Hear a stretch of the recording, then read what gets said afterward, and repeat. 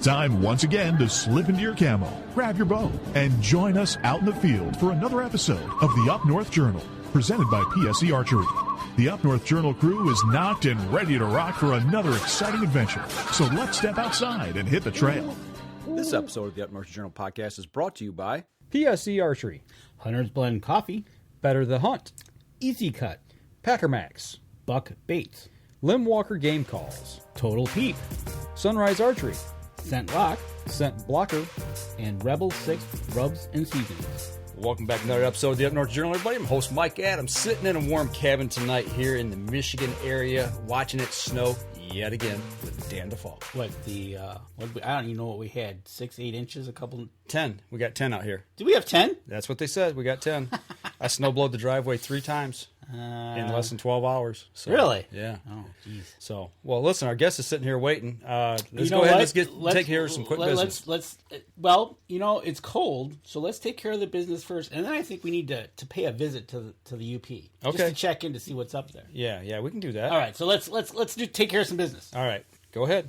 All right, folks. We like you to get out there, and as we need you to help our supporters that help support us. And if you do that by going over, let's see, huntersblendcoffee.com. That's right. You go over there, and if you are on the Facebook Live and you look at under Mike's finger, or if you're on the podcast, you use the promo code capital UNJ, you'll get 10% off your order upon checkout. huntersblendcoffee.com. That's right. You know what? And then if you're starting to think about turkey season, or you're thinking about hunting season, get over there and check out Buck Baits. They got a store, Deer Camp, down in Sterling Heights, Michigan, or you can go over to buckbaits.com. Use the promo code UpNorthJournal, and you'll get 20% off your order. But that's not all. He was on a couple weeks ago. Lincoln Roan, congratulations to him and his son becoming the first employee of Packer Max. Get over to Packer Max. You're going to get $25 off your order, courtesy of the promo code UNJ25 if you go to packermax.com, or give him a call and talk to him directly for your best needs. And last but not least, we talked to him last week. Paul and Amy, JPO Game Calls. Get over there. Use the promo code UNJ10. You'll get 10% off your order at www.jpogamecalls.com. How many W's did you put in there? I think I had 3. I think there's more than that, but who's counting? Right? Well, let's get into tonight. Well, wait a minute. We got one more thing here. We got one more thing, because we are now on M123 FM up in the UP, and there's nothing better than checking in. If you're on the podcast listening, there's a car. There is a car. You're going to have to go to the live Facebook and see, because we're putting up the camera that's live from downtown Newberry. We did have 2 cars parked. They're gone. We did have a car actually drive through the little town of Newberry, and there you go. There's not a lot going on up there, but it sure is cold. It looks like they got a lot of snow like we do. Right. I tell you. Well, let's just get into the show tonight, man. We've got Joe Okada sitting in here. He is all the way from over in Madison, Wisconsin. Joe, what is going on? Hi, guys. Good to see you. Good to see you, too. Well, we've been talking about weather. We got to ask, what's it like over there? Everybody's Texas can talk about weather, finally. Amen to that, right? So, yeah, no, it's been bad. This is my least favorite month of the year. You're just at the very bottom of the valley, and you're just waiting for the weather to break so you can go enjoy some fresh air and sun that doesn't involve ice fishing, like boats and stuff again. So right, that's what I'm waiting for. Well, it's the hardest month of the year. You're just right west of us, so I mean the weather you're getting, we get eventually, within a couple hours. But I hear that we're going to hit the 30s, almost 40 next week. We hit over 20 today. I was happy to see that. So we're headed in the right direction. Yeah, it won't be long, and everybody will be back out on the water, on the soft water. So that's good. That's right. And speaking of soft water, your boat's probably looking pretty good in the garage, sitting there, or if it's covered out in the yard, whichever it might be. You got to be kind of itching to get that thing out and ready to go. My boat is in probably 3 different pieces right now, I imagine. They just started production on it, I heard. So I imagine there's a lot of different moving parts all starting to kind of converge into one solid 219 TFX. So should be getting that phone call in the next couple of weeks to maybe go see my boat. That would be awesome. And I hope you do a video on it, because we'll be glad to share it if you put it on YouTube, we'll be glad to share it. And so you can give us a little tour of that boat that you're going to have. Welcome to the show. You're a Yamaha Walleye Pro Fisherman, and kind of give us a little background about how you got there. What got Joe into becoming a walleye pro fisherman? I know you started at a very young age, I think. Really young. Walleyes always tasted better than bass. So before I wanted to, aspire to be a competitive angler, I just loved to eat fish. And that was the logical game fish to go try and eat since they're plentiful in my area and they're fun to catch and they're challenging. And before that, I was always obsessed with fishing anyways for forever. So that was just a natural progression to go there. And then once I kind of became dedicated to the pursuit of walleyes and, trying to compete to, just kind of as a proving grounds to myself as how I was progressing as a walleye angler was just kind of a natural fit. And then here we are today, and that's what I get to do. So that's awesome. Now, your mom and dad, you in fishing, so I know you couldn't drive all that time, so they must have been driving you all over. Or were you able to bike to where you fished where you started, or how did that work out? Yeah, there was a bike path from the place where I could get dropped off to where I could start fishing. It was a little railroad trestle up down the ways a little bit, and so I'd be riding my bike there, and I'd come back with a stringer wrapped around the bike handle with a bunch of white bass or whatever I caught to come home and eat. And then Dad would take me out in my grandpa's boat, an old tri-haul on Lake Mendota, and we'd troll around for white bass or just drift for panfish or whatever. And Dad used to do a lot of fishing with me and Grandpa back then too. And eventually Dad became my tournament partner once we started dabbling in tournaments, and that was a lot of fun as well. We got to compete with each other last year for the first time in several years, and it brought back a lot of good memories. We had a lot of hours in the boat together during those times. That's got to be awesome, with your dad and grandpa, and that's where outdoor memories are made, it seems like, whether it be in a hunting blind or in a boat or out alongside the river. So you came by it naturally through the family, I take it? I mean, from your grandpa to your dad to you. It was, they all loved fishing, but man, I just loved turning on the TV at 6 a.m. on Saturday to watch ESPN Outdoors and watch Jimmy Houston and all those guys do their fishing shows, and I just ate that stuff up like crazy. And even if Dad had never touched a fishing rod in his life, I still would have pursued fishing, and I guarantee Dad still would have tried to help in any capacity to help me just pursue that sport. So whether or not he was a fan of it or not, I mean, he's a bigger golfer than a fisherman. He's an awesome golfer, to be honest. But if the support that my parents have provided over the years is immeasurable, and I can never thank them enough for all of that. So who was so with the backing of your parents, the way it sounds it, who was the push to get into the tournament? Was that you or was it from your dad? Yeah, that was just me. I'd watch Bassmasters on TV, and so I knew there was fishing tournaments, and I just eventually, once I knew that tournaments existed for a species beyond bass, including walleye, which I was already, trying to catch and trying to hone my skills on, I was like, well, I'm going to go do that. And then in 1999, the PWT Championship came to Madison, and I live just outside of Madison now, but I used to live right in Madison. When they came to the Madison Chain of Lakes in '99, you got to see the big timers, come to town and fish my spots and catch fish off my spots and win a bunch of money doing it. And it was like I will do that someday, and I will do whatever it takes to get to that level. So that's what I set my sights on. You're probably thinking, man, they're in my honey hole. I know where all these spots are. I could have beat those guys.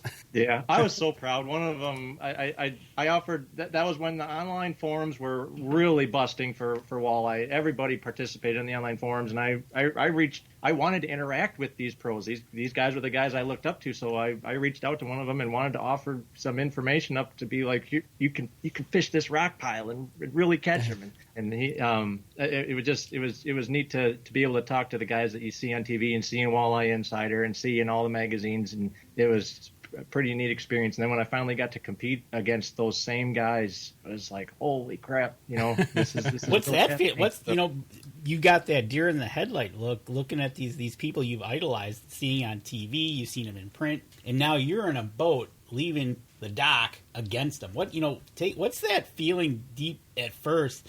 It's crazy, man. It's like in 2008 was my first year that I fished a Pro-Am level tournament, and I was lucky enough to make the top 10 cut for that championship. And so it was Tommy Scarless and Robert Blosser and Chris Gilman. I mean, the the guys, the studs were in it, and I, if I could go back to it, I would have liked to address it differently mentally, because at that time I was just like, oh man, I just want to enjoy this, and I can't believe I'm doing this, and I can't believe I'm competing on such a big day with these guys. But looking back now, I would have liked to approach it a little bit differently, because I finished 10th in that one out of the top 10 that made it, so I could have done better that day. But man, what an experience that was. It was a thrill. And back then, they used to, give us like a boat and a truck to use for the final days, like you were big time. And it was just a really neat experience. And then to look at it, you make the cut. You're in the top 10. You're in the last day. And all of a sudden, you see your name starting to go past your heroes. That's got to be one of those, it's like, yeah, that's me. Yeah, in a stadium with thousands of people, with your, like you were a big deal. And you weren't. You are a big deal. That's the thing. And as far as like you said, you start to grow as a following, or your name gets out there, and things start to happen, and all of a sudden you become that guy.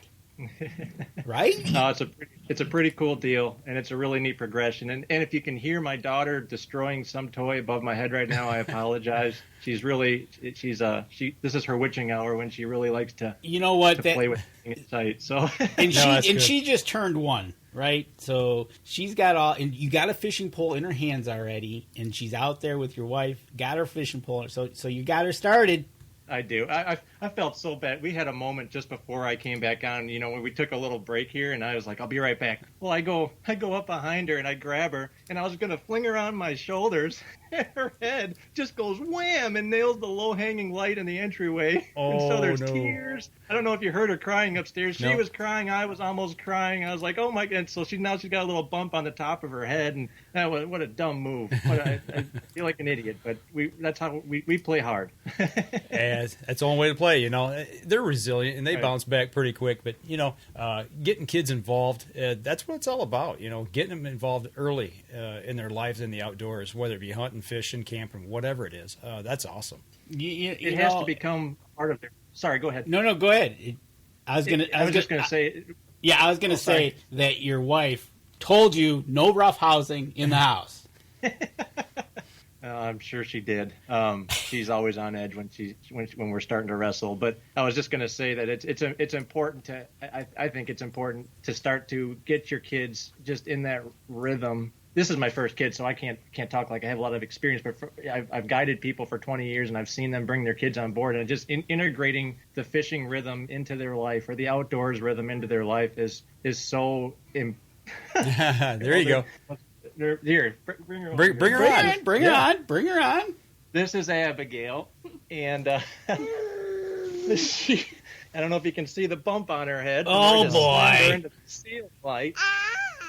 Yeah. But she knows itsy bitsy spider now, so she's gonna probably try to show off for you. But anyways, I'm gonna do everything I can to make sure she gets a bunch of time on the water this year and moving forward, because I think that's just making it just a regular part of your life. That's just what you do when you go outside and play, is hop in the boat with Dad and go fishing. I really hope that becomes something that she looks forward to and wants to keep doing until the boys hit. So, well, you might see her in the tournament here one day. You never can tell. I was just about to say, you might be fishing with her in a start out in a Pro-Am. You might give her the same advice, and she just might go, Dad, I got this, and off on her own boat. Well, I see. I have a friend, Tom Kimos, who doesn't live too far away from me. He's been competing with his daughter in the AIM Weekend Walleye Series, and they're having a great time. And that is so awesome to see him roll up at like 6:45 in the morning, ready for blast off, and there's his daughter in the passenger seat, ready to rock. So one of these days, that will happen. That's awesome. That is so awesome. And I tell you what, we're coming up to our first break. When we get into the second break, we're gonna kind of talk about why you're on the show tonight, talking about Yamaha and Yarcraft, and get into the details of what's going on new over at Yamaha. All right, sounds good. All right, everybody hang on. We're going to take a quick step outside, and we'll be right back after this. PSE Archery has reinvented the way you buy bows. From now on, you can make the most educated decision possible by basing your bow choice specifically on your shooting needs and goals. All you need to do is ask yourself, what kind of shooter am I? What do I want to achieve? PSE will help find the right category for you. So, what kind of shooter are you? Find out at psearchery.com.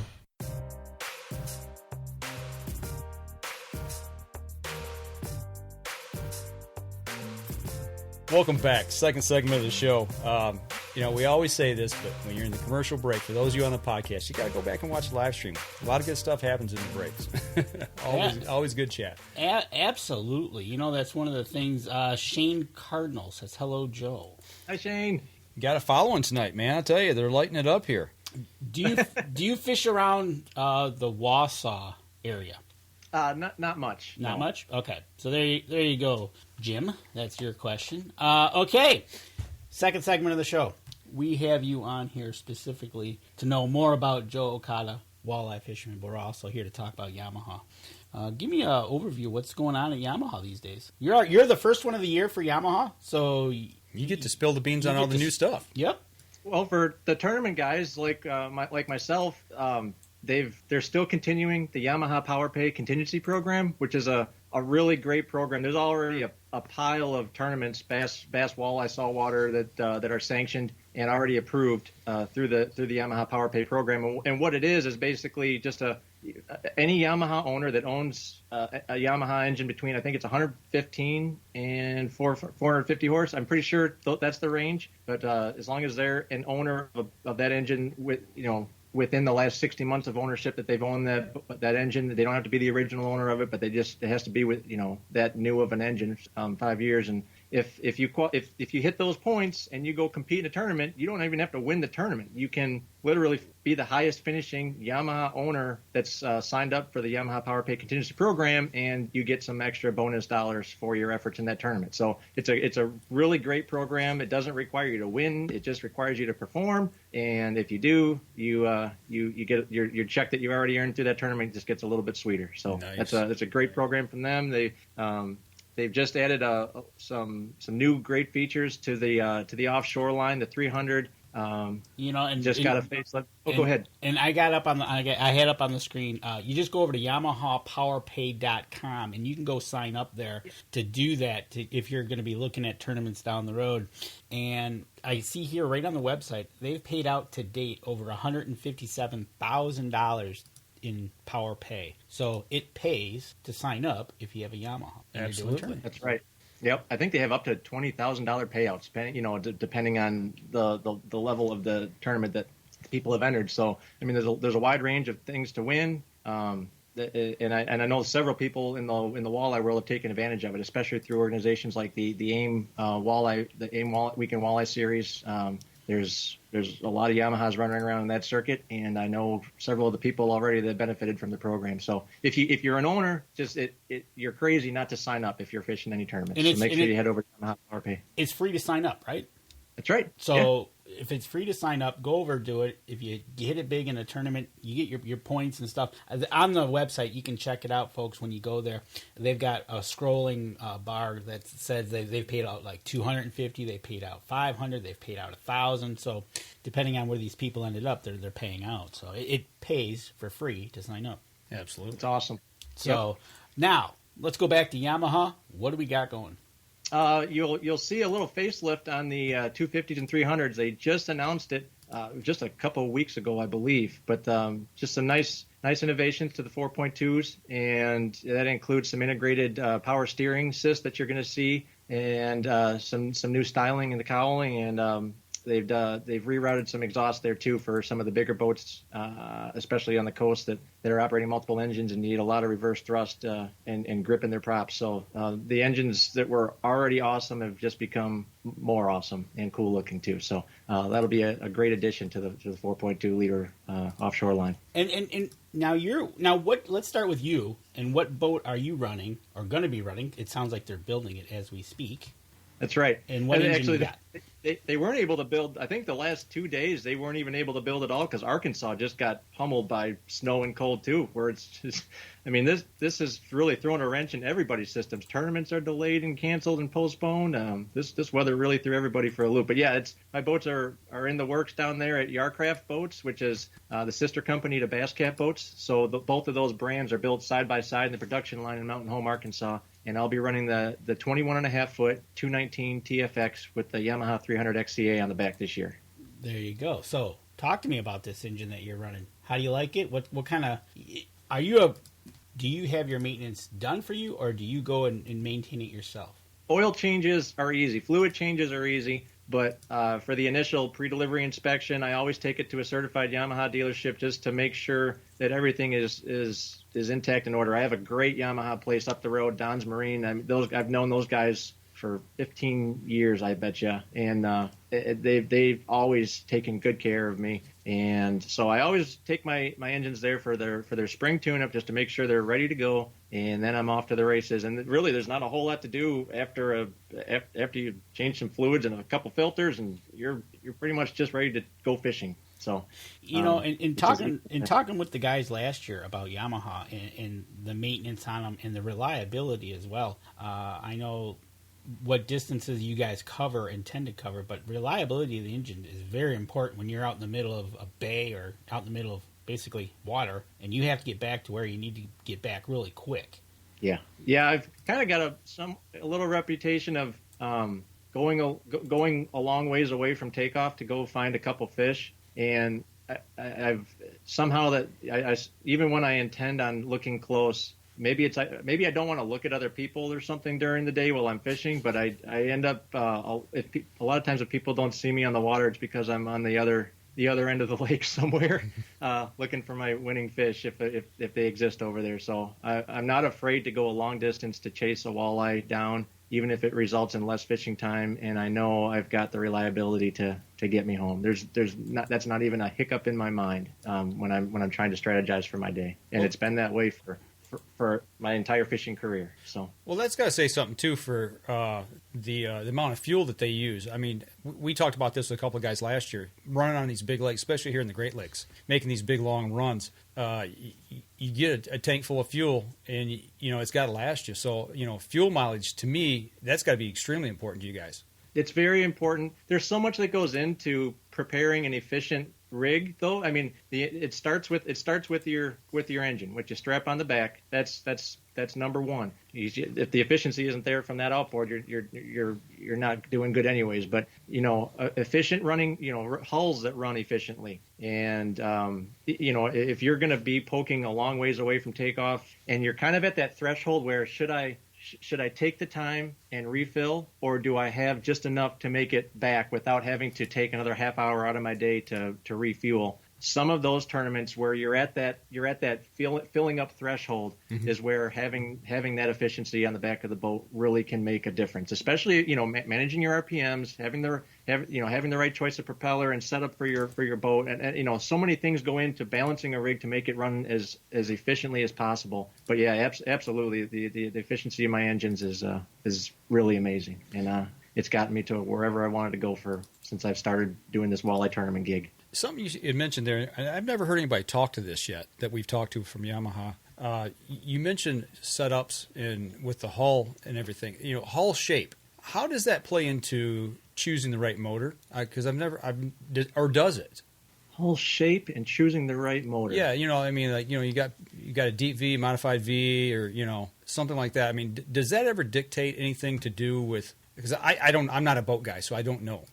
Some hulls naturally, some heavier hulls naturally cut through waves to a deeper degree, which means there's just more resistance, there's more drag. Okay. And there's some hulls that naturally that have very good natural lift. Even heavy hulls that they have a natural ability to lift and ride high and clean with a decent power supply in the back. It is how you're able to take the same Yamaha 300 on two different hulls and see a little bit of a discrepancy in your miles per gallon just because of the drag that you had. And some people don't take the extra time to unload your boat before tournament day. So if you have an extra 200 pounds of crap in the front compartments of your boat, your running attitude is different. Your drag points are different. You might not achieve the same amount of lift, and that could significantly reduce your range, even to the point where when you were tinkering with that when you were tickling that threshold of should I fill up or should I just turn around and head straight home.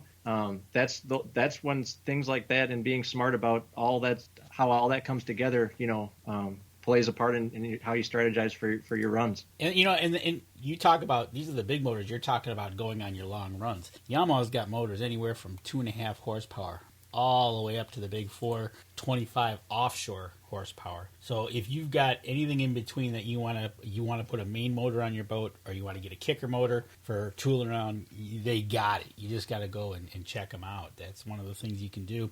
You go over to YamahaOutboards.com and they got the whole line up there that you can just poke around the website and look from, like I said, anywhere from 2.5 horsepower up to 425. Yeah. Awesome machines, and the support.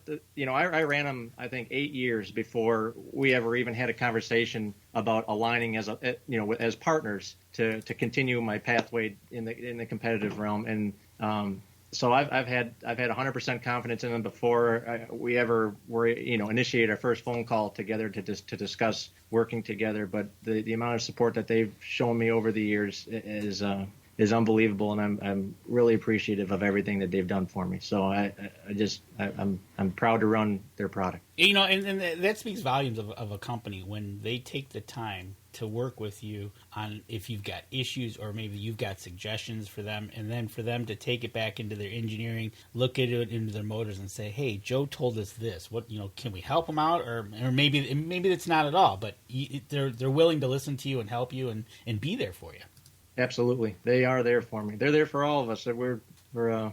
We run with a good crew, so it's really happy to run them. Well, wasn't it last year that they had mentioned that some of the engineers had come over? Yep. Some of the engineers was running with the fishermen and getting input for the new designs. Yeah. So what better way to learn about the intricacies of what could maybe be done differently to help our fishing workflow, other than to jump in our boats and experience it firsthand. So just having that take the time to come out means a lot. And plus, seeing how you guys work as opposed to what they think can be two different things. It's one thing when you have your mindset as an engineer, you're sitting at your computer working in a environment, but then to go, how's the customer going to use that? And then to actually say, let's go out, have these guys show us what they do, and then take that knowledge back to their product. Absolutely. Well, I'll tell you what, we're bumping up here on our next break, so why don't we take a quick break and step outside? Let's take a quick break. We got some questions. They're piling up, so third segment, we'll have some questions for you. All right, we're going to step outside. Nice. Sounds good. All right, we'll step outside and be right back after this. PSE Archery has always dominated the speed category. Now, the most revolutionary cam system ever to hit the market has perfected the shooting experience. Introducing PSE's Evolve Cam System, featuring extremely high let-off capabilities and the smoothest draw cycle in history.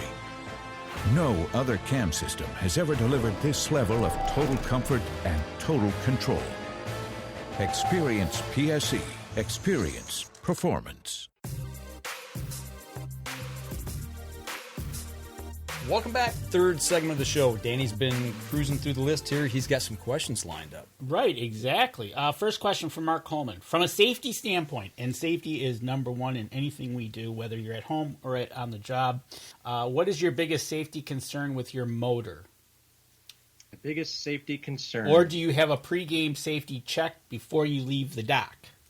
I have way too many concerns going through my mind before I leave the dock, especially on tournament day.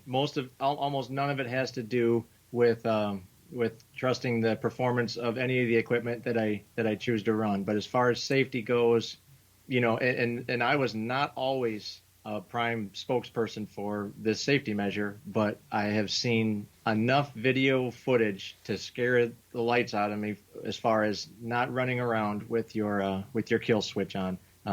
It's not that I was trying to be a tough guy for a lot of years, but I just felt like I was in control of my boat at all times, and I could just sit in the seat, turn the key, and drive around. And then you see some things happen out of nowhere in some of these videos. You're talking about the infamous video from the college team. The college team down south. I think they were running pretty near full out, and I think their shaft broke, and they went flying. Yeah. That's one of many, and it could be a floating piece of debris that you didn't plan on it being there. It could be anything, but at any point in time, if your boat takes you for a ride and throws you around and you're not fully in control of your boat, you need to have something tethered to that boat to tell it to shut off when you're not in full control of that boat. And so now I am doing much better after a lot of those campaigns were initiated to make sure that safety measure is always in place on my boat. So that goes for life jackets too. I wasn't always a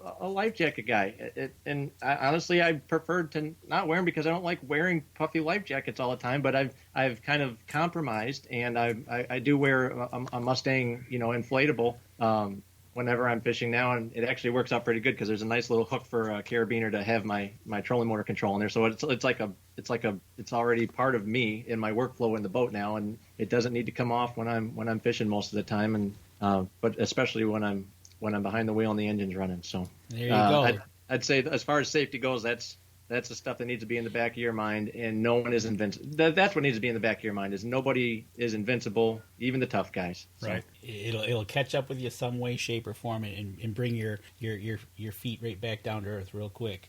Mike That's Parker says, Joe, now they see you everywhere, and then they think you're going to need to rename your boat Hollywood. So, because they see it so much. Another question. Do you run marine fuel only, methanol free, or do you run regular pump fuel? Do you run a inline screw or on a fuel filter?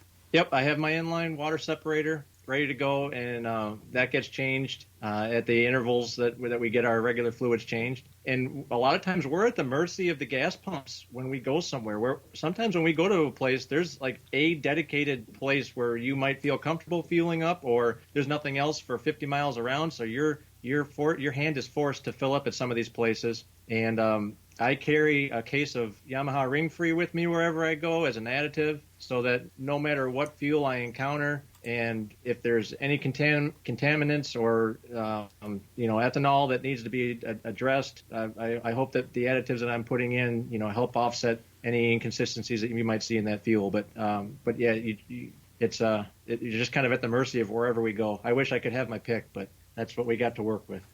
All right, next question. So you're doing what typically style of fishing are you doing in these tournaments?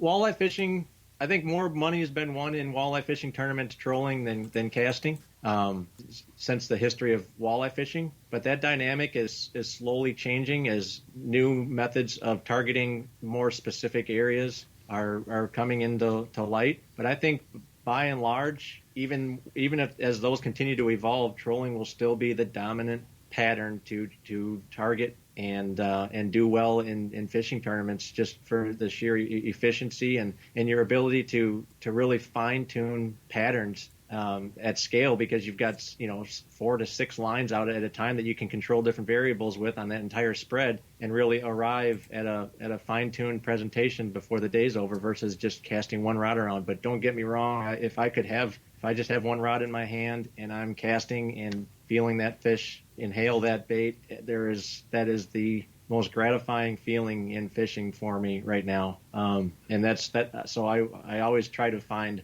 a bite that I can have fun with like that. But I'll never leave trolling rods at home, ever. A walleye fisherman never leaves their trolling rods at home.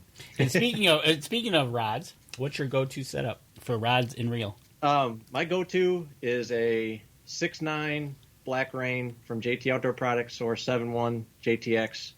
Paired with, I love Daiwa reels. They've just treated me well performance-wise, and I usually put those on. So there's a lot of great reel manufacturers, and a lot of great rod manufacturers out there. But I partnered with JT Outdoor Products about 2 or 3 years ago, and I have fallen in love with those rods. They are really amazing.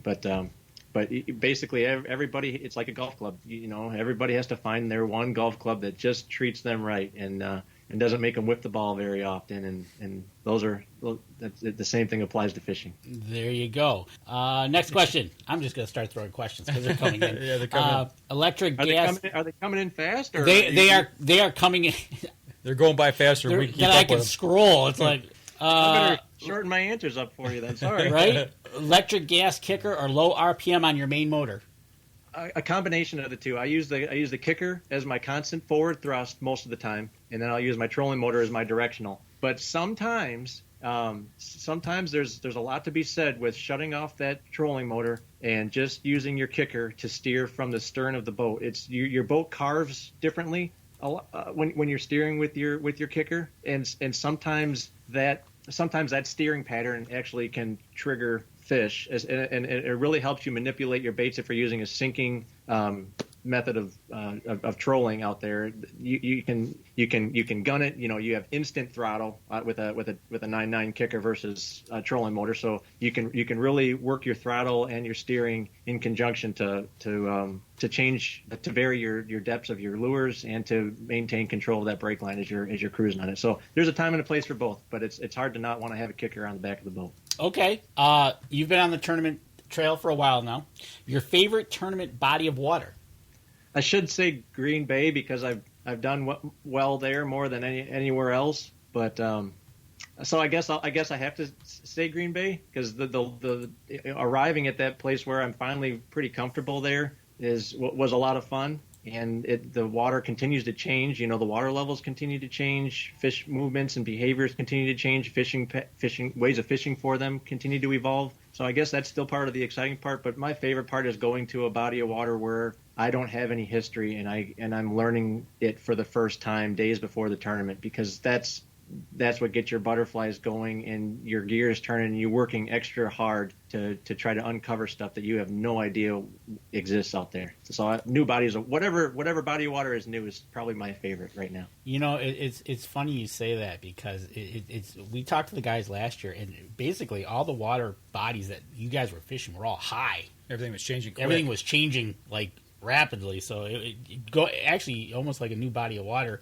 where it used to be low tide was like I know up in Escanaba there up on the bay that body of water has changed a lot in the last couple of years from being really low to really high. Yeah, fish can live in places they never used to be able to live before. Right, cool. Exactly. Here's a good one from Cole. I'm going to blow this name up. Egbergston. Who is the most inspirational person in terms of how you approach your career? Oh. Or you can answer this other question from Aaron Johnson that says, Joe, are you wearing pants? I don't have to answer that. This interview was from here up, so whatever. It's not standing up. It doesn't matter, right? I don't even know how to answer the one that Cole asked me because there's been so many helping hands along the way. Like we talked about in the first segment. You watched all those people on TV as you were growing up. Eventually, you got to fish against some of them and learn. You seen how they did it on TV, and then you kind of probably developed your own style getting in there. Whether it be game day, you're hot, you're ready to go, or you're just like now. Here it is, February. You're thinking about it, and it's like, how do you approach this upcoming year? So that's one of the things. That's a good question.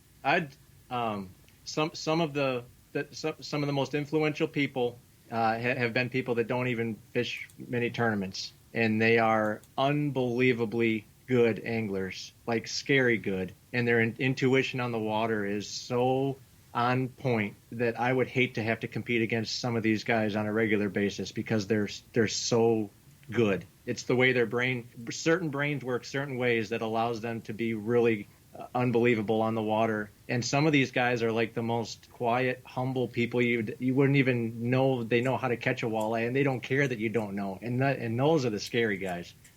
So I have so much they don't want a target on their back either, so I'm not even supposed to probably say their names. But there's so much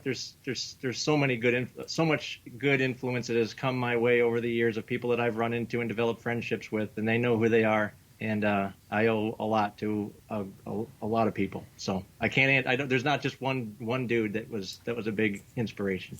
Well, we got a question in here that actually I had thought about, but we talked about this, I think, before the show, but or actually as the show started. Jim Steffen out in Wyoming, he's got into some ice fishing out there. Right now here on the Great Lakes and the rivers with all this cold weather, people are throwing shanties up all over the place, especially on the big water. Do you do any ice fishing at all for walleye? I mean, being over there in Wisconsin, I know you got ice. Yeah, I used to a lot more when I didn't have access to a boat as much. I would look forward to the ice fishing season because it allowed me to get to the offshore structure that I wasn't able to visit on a regular basis. And so I used to be totally obsessed with the sport. But then when I got boats and started fishing more out of them, that took a backseat in priority. And ice fishing season became a point in time for me to regroup and reassess things from the previous year and apply that towards the upcoming season. So that's kind of how I work the off season nowadays. I imagine it gives you more time with the family too, to be able to stay away from fishing just a little bit until it gets back on the soft water. The past 12 months, I wouldn't trade them for the world, but there was a complete shift in life balance that had to occur. Fishing is still my life, don't get me wrong, but there's bigger fish now, and I always have to keep that in mind. So. You know, and speaking of the last year, I mean, we know what you're talking about, you know, raising a family, you got your daughter and everything, but this last year with what's been going on, you know, here across America, we know a lot of the tournaments got canceled because of COVID. Did that affect you any at all on the walleye circuit?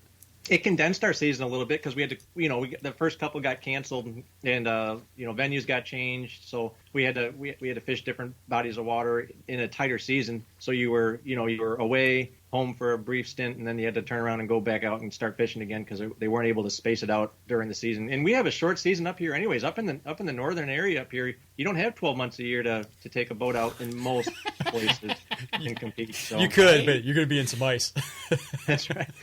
I should have sent you a picture. I used to be really mad at the walleyes and spend up to 6 weeks a year up in Escanaba, Michigan, and finish out my season up there. And there were days where I have broken ice to get out to where I want to fish, and there's ice fishing shanties just off to the side, right? That had their tip upset and waiting for fish to bite as I'm trying to get a boat through their stuff. So. We've crossed paths a time or two. Ice fish people who ice fish are a different breed. I mean, we've done it, and we don't do it quite as much as we'd like to. But there's some people that are hardcore. I'll be at work, and we've got a sky cam trained on the Saginaw River that I can access. I work at the TV station, and there's times I'm like, I swear there's open water on that river, and you see somebody either on a bucket or pulling a shanty, and I'm like, you guys are nuts. Most walleye fishermen have a screw loose, I would say. So. Yeah, we're dedicated. Yeah, you're a different breed, just like bass fishermen, just like you. That's why you end up where you're doing what you're doing. And I tell you we're going to come up on our last break. We've got just a couple more questions, and then we get to ask you our personal questions that we ask all our interviewees. All right, okay. We're going to take a quick break. We're going to step outside. We'll be right back after this.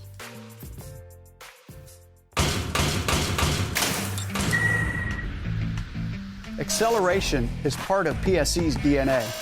PSE pioneered the speed movement.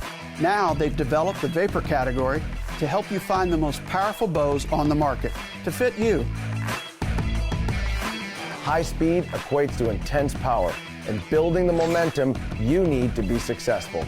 Are you a vapor shooter? Find out at psearchery.com.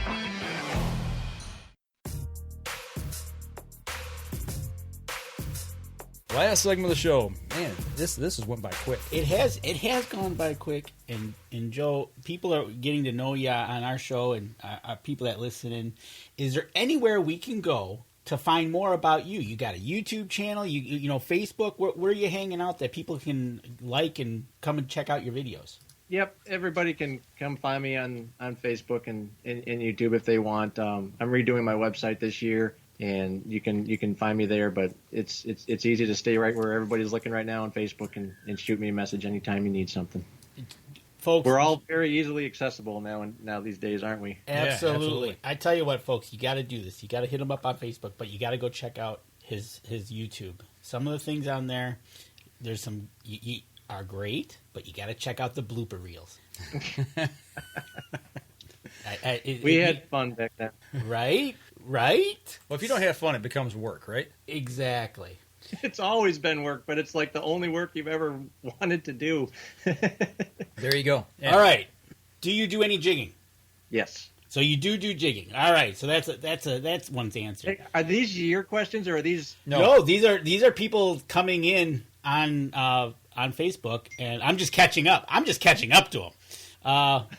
What pound test line do you run on your trolling lines? 12 pound. Do you paint your own lures or your own baits?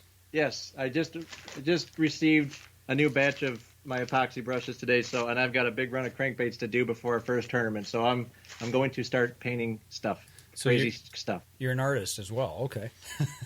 No, I'm not. They look terrible, but I don't think. I mean, Walleye's got the brain the size of a pea, according to my friend Brett. So it's just gotta look. It's gotta look good to a fish, man. If you got one laying there handy, you can grab.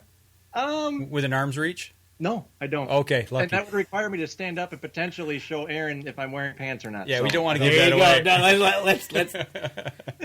What's your go-to lure for trolling? I'd have to say a number 7 flicker shad is a go-to. Just it's if you need to get a walleye bite, that's a pretty good one to get bit on, I'd say. There you go. So those are the quick questions that I had to catch up on. But actually, this next question is going to lead us into a little information of your upcoming season. It's from Guy Engerbresten. It's about the head-to-head, and we're going to talk about that a little bit here. Joe, which angler are you looking most forward to competing against and winning on the H2H while on live coverage? Explain a little bit about what's going on with that H2H and what that's all about. Sure. It's head-to-head. I started last year, and it's basically a bracketed tournament format. So starting next year, I'm going to compete on it's a 32 boat field. It's the same guys competing at every tournament, and the final couple days is one the people that have had the most cumulative weight over the course of the first part of the tournament, and those guys will be bracketed in a head-to-head fashion with live coverage in the boat that you'll be able to watch here on Facebook. For I think there's 50 hours of coverage a week live, so it should be a lot of fun, and it's on waters that I haven't fished before, and that was probably one of the most intriguing parts. Is going to places that I don't even have a waypoint on, and having 3 days to figure it out, and having a 30 days off limit prior to, so that I really don't have an awesome running start going into the event. It's basically just going there and feeling out the bite in 3 days, and then attacking it to the best of your ability for the next few days, hoping that you can do it better than everybody else. And one of those guys is Mike Gofron. Who did some. I think he won one last year actually, and I haven't competed against him in a while. So he's a guy that I have watched since I knew walleye tournament fishing has existed, and I've admired his abilities. Ever since. He's just an amazing angler, and I'm proud to be able to compete against guys of that caliber. So it should be a lot of fun. Kind of like a boxing match, but fishing, going head to head. Yeah, I would suck in a boxing match, so at least I got a fishing pole in my hand. And you're gonna be pretty close to us for an April tournament, aren't you? Yeah, we are. We're coming to the Detroit River, so I'll be in Trenton next month. You can't fish with me because we're not allowed to have anybody else in our boat, but definitely come hang out with us. Where they're doing all their media at, and maybe we can set up like a live thing there next month when we're there. Absolutely, we would be glad to come down there to check you guys out, especially if I don't think you're going to be alone. I think you're going to have part of the rest of the Yamaha pro guys with you, right? Yeah. I travel with Robert Blosser and Brett King, and Josh Blosser is going to be fishing this one too, and they're all part of the Yamaha crew as well, and so we'll be there and available for you if you need us. So, and then we're in addition to the head-to-head, which I'm really looking forward to. It's going to be neat competing against a smaller field on new bodies of water, but I'm also hoping to jump in the boat either with my dad or a couple close buddies for some AIM walleye events too. They have several one-off events called Quest for the Best, and those will be a lot of fun to participate in, and maybe a weekend walleye series or two as well. So we'll have a busy year of competing, and I can't wait to get out of this little cold snap and start thinking about backing a boat down in the water again. Well, we'll be glad to be meeting you down there in Trenton and hooking up with you guys. Just give us a heads up. And for anybody out there, when we find out more about where Joe and Yamaha guys are going to be, we'll let you guys know that they'll be around your area and tell you what circuits they're going to be on. And Aaron Johnson says, please don't stand up. You stayed at his house. Okay. So I get it. Tough crowd tonight. Right. So Yeah, I can tell some of these are your friends, buddy. I can tell. So, you know what? You know how they say, what's the rule of six? We're all 6 people away from knowing each other 6 or whatever. degrees of separation. Yep. 6 degrees. Yes. Yes. Thank you. So in fishing, it's half that or less. It's such a tight knit community. I've know everybody that is probably on that chat tonight, and I've learned a lot from several of them. So that's pretty awesome. Pretty cool. And getting towards the end of our last segment here, we're going to turn the tails on you a little bit and kind of ask you the UNJ typical questions, because I don't want to get yelled at by Tammy. Okay. So these questions are real simple. They're not going to throw you under any boat, not going to throw you out without a life jacket. So the first question is, you're traveling to a tournament. You're pulling your boat, you're going down the highway, or maybe you're just practice fishing. You're out in the boat listening to the radio. What kind of music does Joe listen to in the truck? I like to listen to I like some classical music, and I like film score. I like listen to like a film scored or a movie scored playlist where you just hear some of the key music from different movies, because that way you're not too fixed on the music itself, but it just allows you to think a little bit. But other than that, I like rock. I mean, when I let my Sirius subscription run out, but Hair Nation was always one of my yes buttons. Hair Nation, so, Ozzy's Boneyard. It's always a go-to, isn't it? But I know what you mean about the music scores, because you get into that frame of mind, whether it be Star Wars, Superman, just so some of them come off top. But you get into that mode, you don't have to really think; you just kind of go with it, and it plays back on you. If the Walleyes hadn't taken my breath away the way they did when I was little, I probably would have ended up becoming like I'd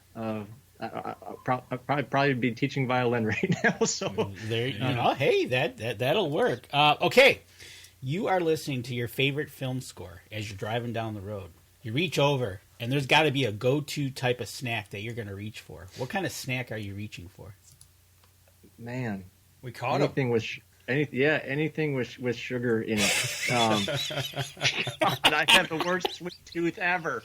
And if you put a bag of like child sugar treats in front of me, the thing will be gone. The little troll worms are the bomb. I don't know. Man, you and your daughter are going to be... How are you... When I go to the dentist, hates me.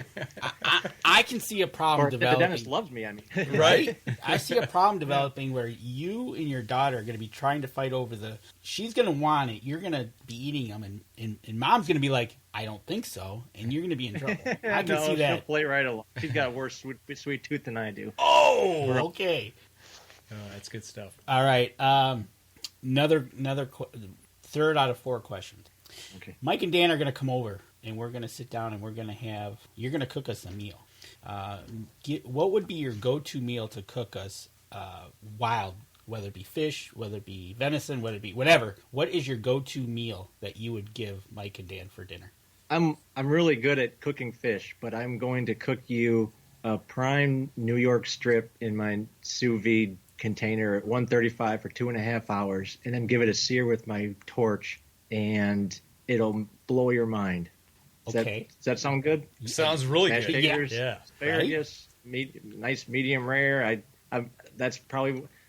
I'm terrible at grilling, and I'm not even that good of a cook. But you can't screw stuff up with a sous vide container, because you just set it at the right temperature and you let it sit there for a little while, and it's basically cooked. You just gotta burn it a little bit on the outside, and you're done. And that is my favorite thing to do right now. Right on. Well, Mike and Dan will be there. Don't worry. You're on your way. Yeah, right? All right. Last question. We're sitting around. We just had a great meal. We just watched you use a torch on our steaks, which sounds really good.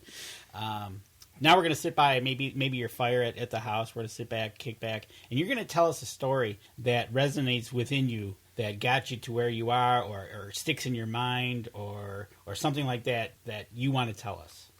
Oh, I could write a book, man. I don't even know where to start with that one. There's been so many. This road has been really long, and there's certain key individuals in this industry that continue to support me to this day. That without bumping into them at some point in my life, and how things progressed from that point on, Who was the gentleman that gave you your start at the sporting goods store? his name was Gene Dellinger, and just talked to him yesterday, and he's one of them. We don't have time to even. He's the one that got you your start, right? He was, yes. So he knows the Madison Chain of Lakes like the back of his hand. He knows where we call certain areas kiddie spots, because when you're out guiding and you just need to go get bit, we have a rotation of kiddie spots that we go fish to make sure that we put fish in the boat on tough days. And before I knew any of these spots, or how to fish them, or how the patterns play into those spots throughout the year so you can time them right, he's the one that coached me through that. He's the one that kind of taught me how the retail chain works with the industry. That's the toughest question, because there's 3 or 4 individuals that I sure would like to tell a story about someday. And I pulled that one out of watching YouTube, because they had a segment about you. Oh yeah. And that I watched that one, and they interviewed him, and he said, and it was giving you your start, and that's why I led you into that, because as soon as I knew where you're going, I remembered that, and it's like that he was the gentleman that, like you said, you just talked to him yesterday. Yeah. So that, and you get a compliment. Mark Coleman says, Joe, you're a very humbled guy, and he's thoroughly enjoyed the live show with you tonight, watching you. I appreciate it. And I appreciate you guys for tuning in and for having me on and everything. And maybe we'll do a story time next time. And I've got a lot. Maybe I'll do that on my own someday. But there sure are in every fisherman's career, there's a series of individuals that they encounter in their life that allows them to get to where they are. And if they miss those encounters, their trajectory of their career might not ever take place. And so this isn't a one-man sport, even though we're out there in the boat by ourselves. There's a whole army of people behind that have groomed you and supported you to get to where you are. So, and you would not be amiss if you did not thank your wife for putting up with what you do, meeting you at the dock, backing your boat up, and doing everything and helping you out in your career. That's right. Thanks, honey. See, there you go. Before we let you go, though, who can back a boat up better, you or her? I can't lie, it's me. I mean, but okay. I don't have the best blind swing from the right side of the truck either. So I don't. There you go. I blame it on the ears of my Dodge. They're not good. They got too big of A-pillars. Won't lie.